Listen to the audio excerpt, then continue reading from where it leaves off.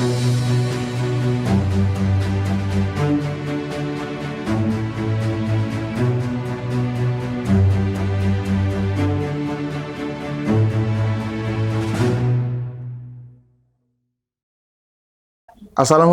warahmatullahi wabarakatuh. Om Swastiastu, Namo Buddhaya, salam kebajikan, salam sejahtera untuk kita sekalian. Perkenalkan, nama saya Yosef Kopertino Apaut SHMH. Saya merupakan dosen dari Prodi Ilmu Hukum, Sekolah Tinggi Ilmu Hukum Cenderawasih Timur Tengah Utara.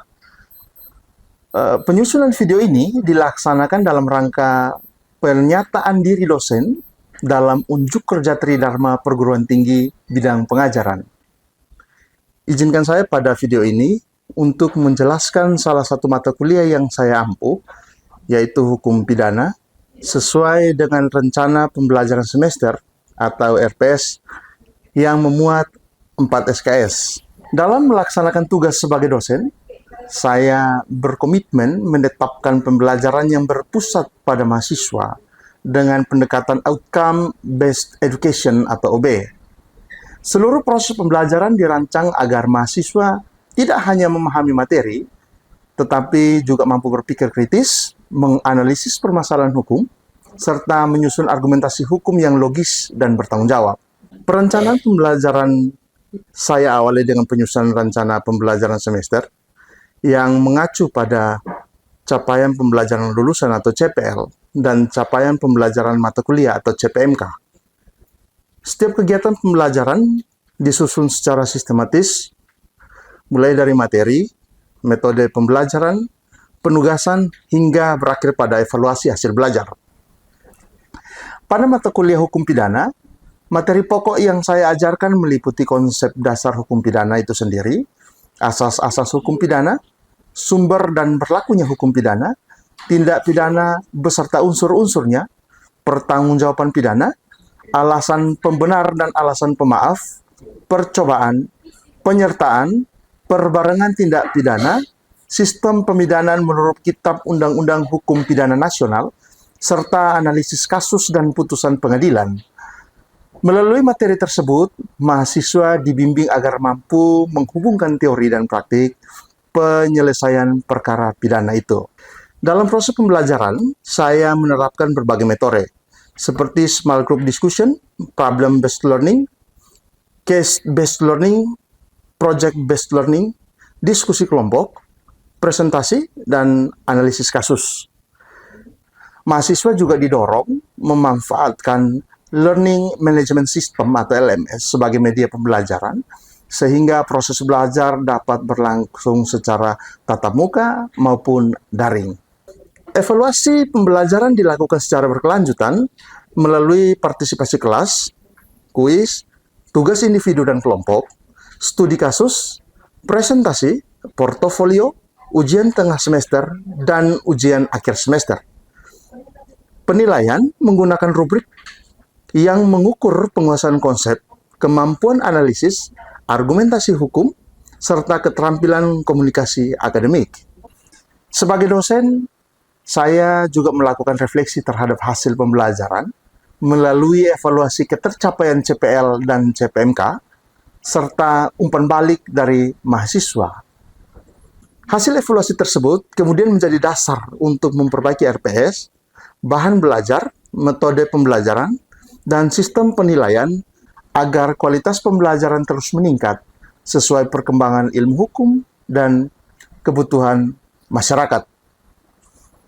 Harapan saya, proses pembelajaran yang saya lakukan, yang kemudian saya laksanakan ini, mampu menghasilkan lulusan yang memiliki kompetensi akademik yang baik, berintegritas, menjunjung tinggi etika profesi, serta mampu memberikan solusi terhadap berbagai persoalan hukum secara profesional.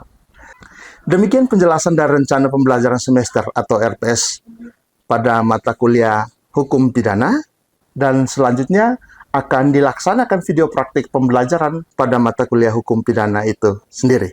Terima kasih. Oke, selamat pagi, salam sejahtera untuk kita sekalian. Jadi pada kesempatan kali ini kita akan berbicara satu hal yang sangat penting berkaitan dengan masih tentang ilmu pidana. Kali ini kita mengulas kembali tentang percobaan. Tentu kawan-kawan dalam pelaksanaan perkuliahan sebelumnya itu ada satu dan dua hal yang belum sempat dimengerti yang perlu untuk ditanyakan. Saya persilakan sebelum kita mulai dengan penjelasan. Yang bertanya satu pertanyaan, dua pertanyaan, silakan. Silakan. Apa saja syarat mutlak sesuatu perbuatan yang dapat dikategorikan sebagai percobaan tindak pidana menurut hukum pidana Indonesia? Baik, jadi sebenarnya sebelum kita sampai dalam konsep percobaan nanti dijelaskan minggu kemarin itu telah disinggung sebelumnya. Tetapi sebagai pembuka saya mau sampaikan bahwa kalau kita bicara percobaan, maka kita berbicara tentang seseorang yang dengan niatnya hendak melakukan suatu perbuatan pidana, tetapi tidak sampai pada tujuan yang dikehendaki. Jadi kalau kita syaratnya jelas bahwa ada orang, masih ingat ya, syarat seseorang disebut sebagai pelaku kejahatan. Orang melakukan suatu perbuatan pidana dan perbuatan tersebut harus dipandang melanggar peraturan perundang-undangan, melanggar undang-undang. Karena kalau kemudian dia disebut sebagai pelaku kejahatan, syarat mutlak dia sebagai pelaku kejahatan itu harus didahulukan sebelum sampai pada percobaan itu. Nah, kalau itu telah dimengerti, maka kemudian syarat percobaan itu apa? Perbuatan tersebut harus sampai kepada perbuatan tersebut harus telah direncanakan, dipersiapkan, tetapi yang menjadi penting di situ adalah perbuatan tersebut tidak sampai pada tujuan yang dikehendaki. Perbuatan itu harus tidak sampai pada tujuan yang dikehendaki.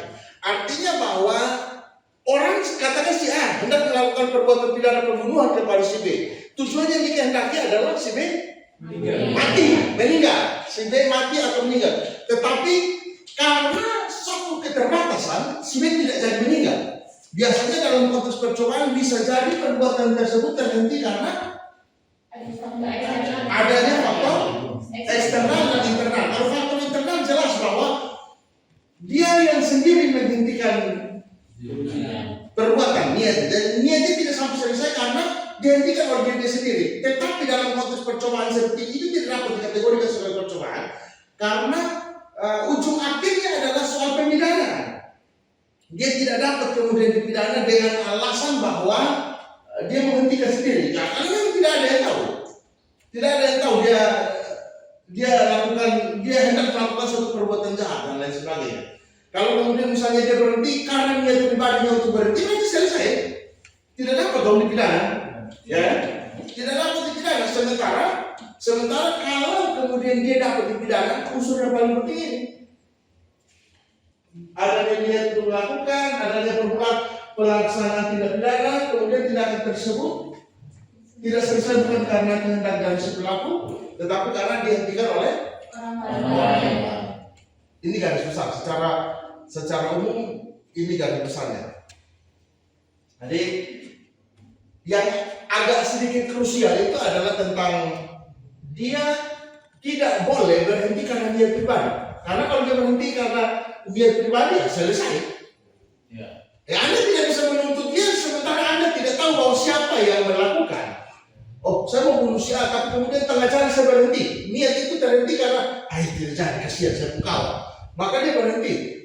Proses dia berhenti ini tidak diketahui oleh siapapun. Maka dalam kajian yang lebih sederhana saya selalu bilang begini. Hanya dia, Tuhan Allah, dan setan yang tahu dia unsurnya. Iya kan? Yang tahu dia unsurnya itu hanya dia, Tuhan Allah, dan setan. Artinya bahwa tidak ada orang lain yang bisa menjadi saksi atas perbuatan pelaksanaannya yang dapat dilaporkan. Karena konsepnya adalah tentang perbuatan itu hanya dapat dikategorikan sebagai percobaan manakala ada niat, kemudian niat itu harus terlaksana lewat pelaksanaan permulaan. Katakan kalau dia mau membunuh atau dia mau kejahatan tipe lain, misalnya membakar rumah, maka dia sudah harus bawa korek api, minyak tanah atau bensin, atau kemudian dia sudah siram, dia belum sampai bakar. Dia belum sampai bakar. Karena kalau sampai bakar, maka tujuannya terlaksana. Omong percobaan, kita bicara percobaan, maka kita bicara perbuatan tersebut harus dilakukan. Dan seminimal mungkin perbuatan tersebut tidak sampai pada tujuan akhir. Tujuan akhirnya tidak boleh sampai tercapai. Karena kalau tujuan akhirnya tercapai, ya bagaimana? Itu bukan lagi percobaan. Paham ya kawan-kawan sampai sini? Oke, baik, berikut. Nah, ini unsur-unsur percobaan yang secara umum diketahui dalam konsep teori ini. Niat atau mens rea. Niat ini menjadi sangat penting karena kemudian yang akan dipertanggungjawabkan pastilah adalah tentang alasan dibalik perbuatan itu terjadi. Maka niat itu selalu ditempatkan pada posisi yang pertama dengan alasan bahwa tidak ada suatu perbuatan kejahatan yang konsepnya adalah percobaan tanpa didahului dengan niat untuk melakukan perbuatan jahat. Maka konsep niat harus menjadi utama. Yang berikut adanya formula seperti yang tadi, kalau dia mau membakar rumah, minimal dia sudah siapkan korek api, bensin dan lain-lain. Termasuk juga katakan contoh saja, katakan dia sudah sampai pada level siram-siram ini, sudah sampai siram-siram ini rumah ini. Tujuannya adalah membakar. Kalau dia sudah dia sudah kasih hidup apinya, kasih hidup koreknya, kemudian nyalakan api, maka itu sudah terlaksana. Kejahatannya selesai. Sudah terlaksana. Sementara kalau dia disebut sebagai percobaan, manakala perbuatan itu tidak sampai selesai. Tidak sampai pada selesai. Yang berikut tindakan tersebut tidak selesai bukan karena kehendak si pelaku, tetapi karena kehendak dari luar pelaku. A mau membunuh si B. Kita pakai contoh lain, contoh pembunuhan. A hendak melakukan pembunuhan kepada si B. Maka A hanya akan disebut sebagai pembunuh manakala si B mati.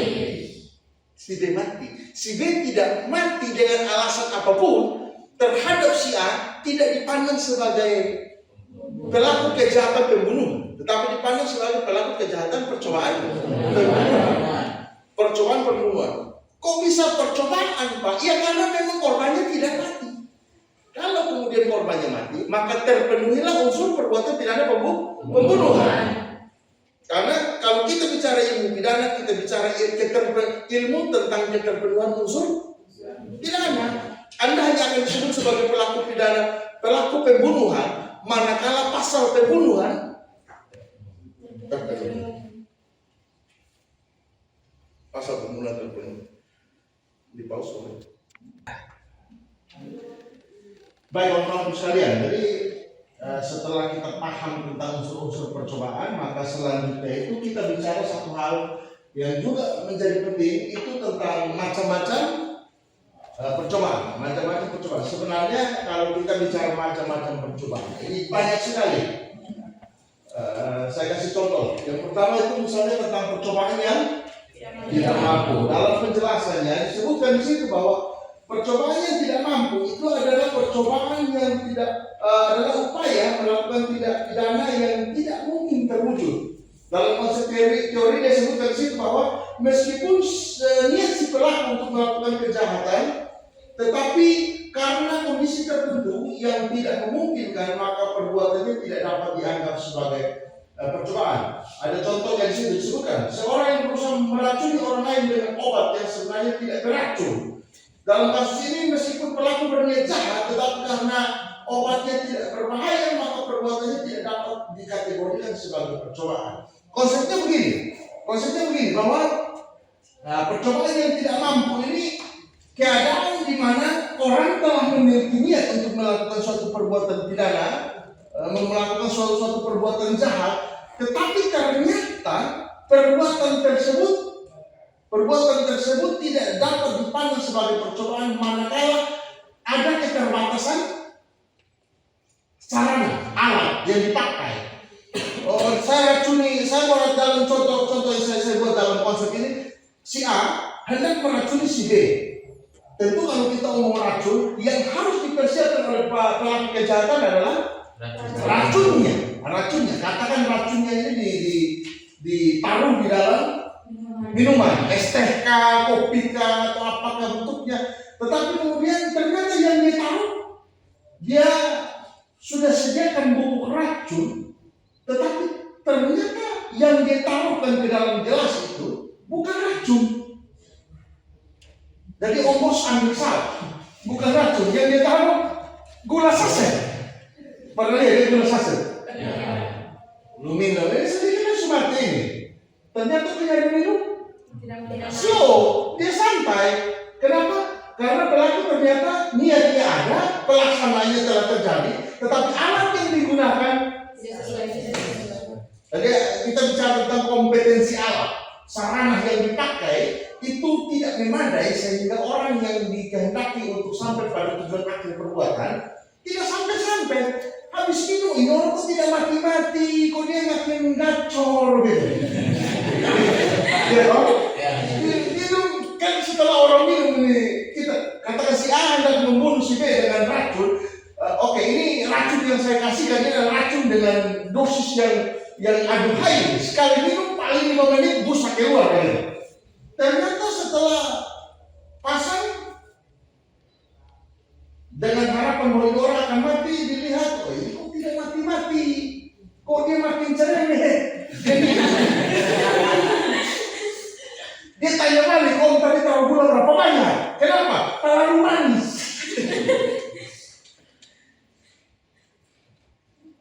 Dengan keadaan tersebut dapat dipandang sebagai percobaan yang tidak mampu. Tetapi terhadap perbuatan ini si pelaku juga dalam posisi tertentu tidak dapat dipidana. Karena yang paling lagi itu dia, kawan-kawan. Yang menjadi penting adalah tentang apakah perbuatanmu diketahui atau tidak, atau paling tidak begini, apakah niat burukmu ini terendus atau tidak. Semua perbuatan percobaan yang kalau tidak diketahui maka perbuatan tersebut nihil. Ya kita mau pidanakan siapa sementara kita tidak tahu bahwa dia memang ternyata sedang merencanakan suatu kejahatan. Tunggu orang mati dulu baru kita tahu dia sudah mati. Ini mati kenapa? Racun, maka harus dibuktikan. Nanti di semester berikutnya, di pelajaran berikutnya tentang hukum acara pidana di semester berikut kita akan bicara tentang aspek pembuktian. Bagaimana kita membuktikan? Baru kita bisa tahu, ini orang mati ternyata karena racun. Tetapi dalam kategori contoh dalam percobaan yang tidak mampu seperti ini, ya agak sulit kita menentukan dia pelaku kejahatan. Sementara tadi lu taruh apa dalam situ? Taruh apa? Coba di situ. Ini boleh. Coba tes, senang. Dia taruh racun di situ, kemudian om teh ini kopi, enak rasanya. Saya minum kopi. Ini kami asam lambung dari yang tidak minum kopi. Nah, silakan apapun caranya untuk menghindar dari tidak minum kopi. Tetapi poin dari contoh ini adalah bahwa memang orang tidak mati karena keterbatasan sarana. Akan berbeda ceritanya dengan keadaan di mana orang kita bicara beberapa waktu lalu orang tiga. Ada si A melakukan penikaman terhadap si B, tetapi si B tidak mati. Nah ini bisa dipandang sebagai percobaan. Kasus yang kemarin kita bahas itu tak dapat dipandang sebagai percobaan mutlak karena perbuatannya sudah ada, niatnya sudah ada, perbuatannya terlaksana, tetapi tujuannya saja yang tidak tercapai. Orang suruh itu pisau masuk ini di belakang, dia tidak mengambil. Terus ini misalnya keluar darah dilarikan ke rumah sakit. Ternyata orang satu ini dijamah sama Tuhan dan dia tidak mati, dia selamat. Terhadap orang yang melakukan tidak bisa dipandang sebagai pelaku pembunuhan, dia harus dipandang sebagai pelaku percobaan. Beda posisinya dengan percobaan yang tidak mampu. Berikut kawan-kawan ada lagi percobaan yang mungkin. Mari kita jelaskan. Saya bacakan konsep teorinya. Disebutkan bahwa percobaan yang mungkin adalah situasi di mana pelaku tidak pidana telah melakukan semua tindakan yang diperlukan untuk menyelesaikan kejahatan, namun gagal mencapai hasil akhir karena faktor di luar kendalinya. Meskipun tidak berhasil, pelaku tetap dapat dimintai pertanggungjawaban pidana. Seperti yang tadi,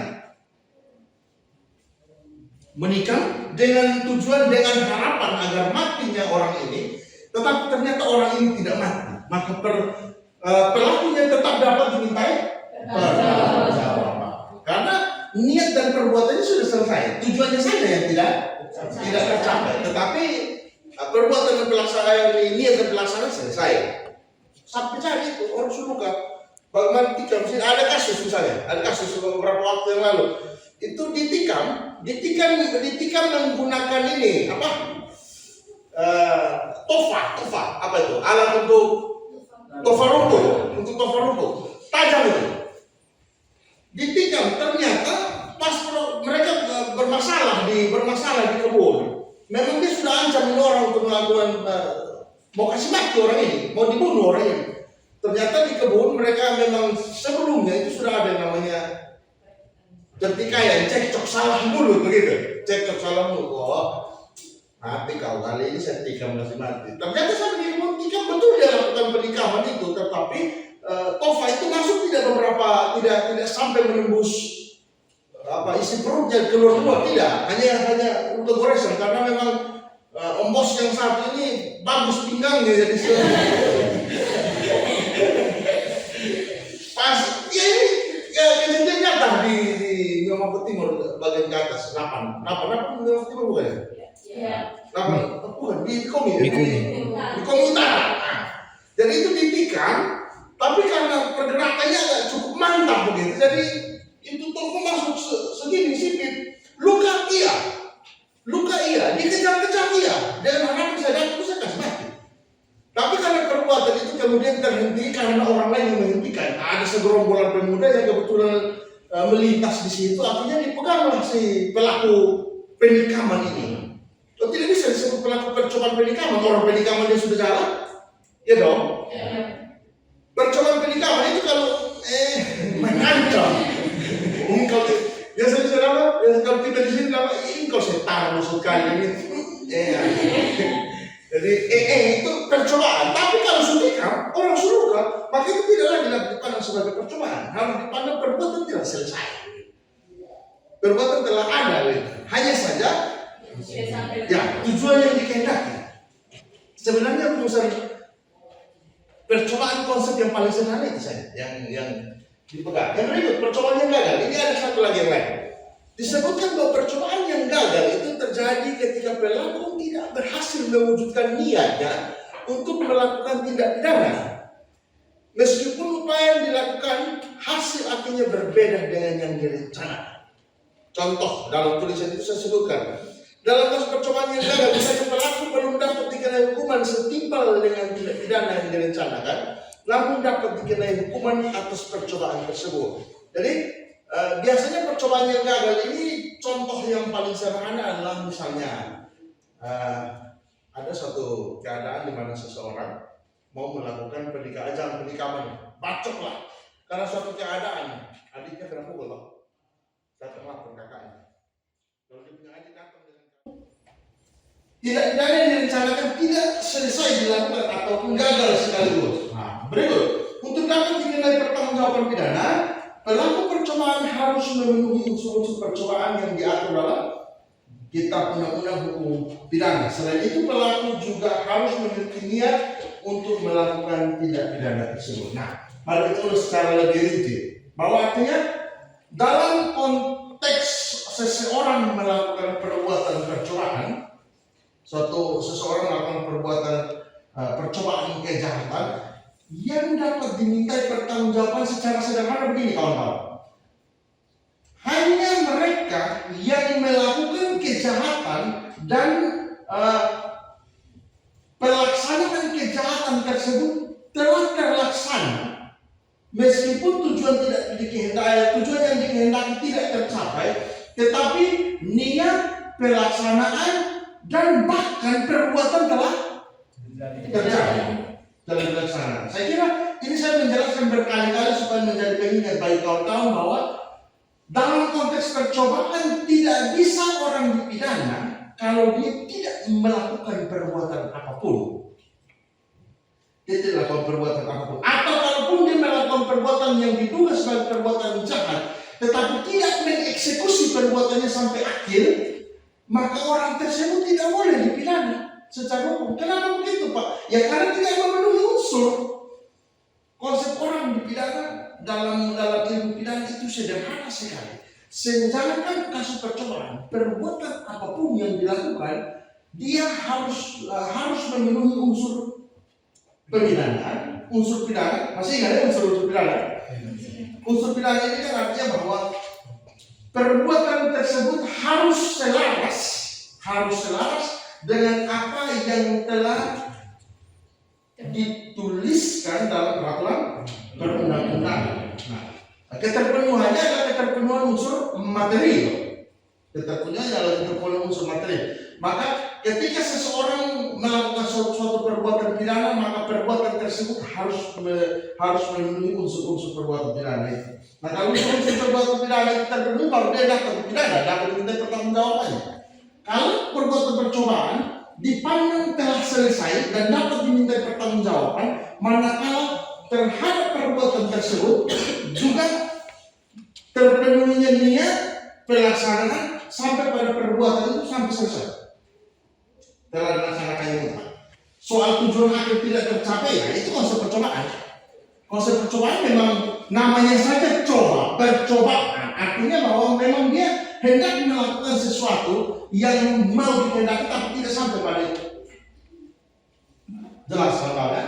Jadi pertanggungjawaban pemidanaan terbatas pada apakah perbuatan tersebut sampai selesai atau tidak.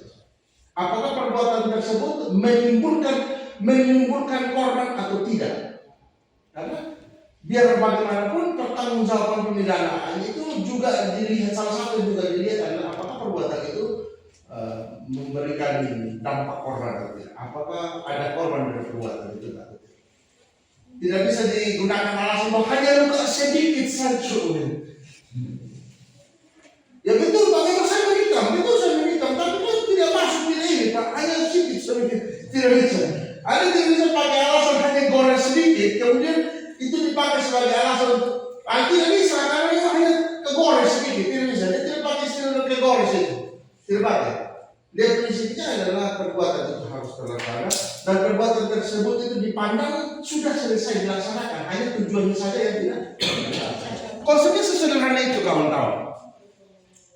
Berikut hukuman bagi percobaan. Saya kira beberapa kesempatan yang lalu kita sudah bahas ya, ukuran 3/4 dan lain sebagainya sudah ya. Kita ulang. Disebutkan bahwa hukuman bagi percobaan itu, pelaku percobaan umumnya dikenakan hukuman yang lebih ringan dibandingkan dengan pelaku tindak pidana yang berhasil dilaksanakan. Hal ini karena ada faktor kegagalan dan lain sebagainya, hambatan dan lain sebagainya. Itu soal aspek pengurangan hukuman yang mereka berkaitan pertimbangan hakim misalnya. Bahwa hakim akan mempertimbangkan berbagai faktor dalam menentukan hukuman seperti niat pelaku, alasan percobaan, kemudian tingkat bahaya dari perbuatan tersebut. Itu semua dipertimbangkan. Yang berikut adalah batasan hukuman, ini yang menjadi penting. Batasan hukuman di situ disebutkan bahwa pada umumnya hukuman untuk percobaan dibatasi maksimum 3/4 dan hukuman pidana pokok pidana yang bersangkutan. Katakan kalau dia melakukan percobaan pembunuhan itu 15 tahun ancaman pidananya, maka kalau perbuatannya sampai selesai, orang sampai meninggal, sampai mati, maka dia kan saya pulang kejahatan pembunuhan, maka ancaman pidanaan adalah 15 tahun minimal misalnya. Kalau dia percobaan, maka dia di 3/4 dari 15 tahun. Jatuhnya berapa? 3/4 itu jatuhnya berapa? Ya sekitar 2 tahun dan lebih. Mungkin ada yang mau coba. Ya saya pikir ada yang mau coba untuk nih, macam teman kita yang saat itu kita mau percobaan sebentar dari sini turun ke terminal, dia coba 3 orang gitu. Dia coba 3 orang. Nanti saya juga jadi polisi, kan saya jadi polisi, saya juga coba kasih masuk di penjara. Tidak lama-lama, udah tahu coba. Artinya lu perlu datang ya. Oh gitu kan. Nanti kalau mau coba lagi coba. Kita 2 tahun lebih lagi. Oh tidak, itu restriksi kita pakai ancaman pidana yang 5 tahun. ada alasan dia memberatkan. Oke lah. Itu beberapa alasan pertanyaan sebelum kita lanjut. Oh betul. Jika seorang hanya menyampaikan ide untuk melakukan tindak pidana kepada teman tanpa ada niat yang jelas untuk membunuhnya, apakah itu dianggap sebagai percobaan? Baik, jadi orang memberikan ide, dia memberikan ide.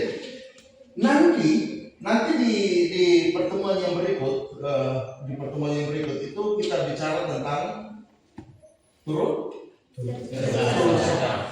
Tuh. Kalau ada orang memberikan ide untuk seseorang melakukan kejahatan dalam konteks percobaan, tentu perlu diukur. Karena apakah ide itu memang, karena kalau memberikan ide itu si pelaku itu haruslah menjadikan ide itu sebagai sesuatu yang diniatkan.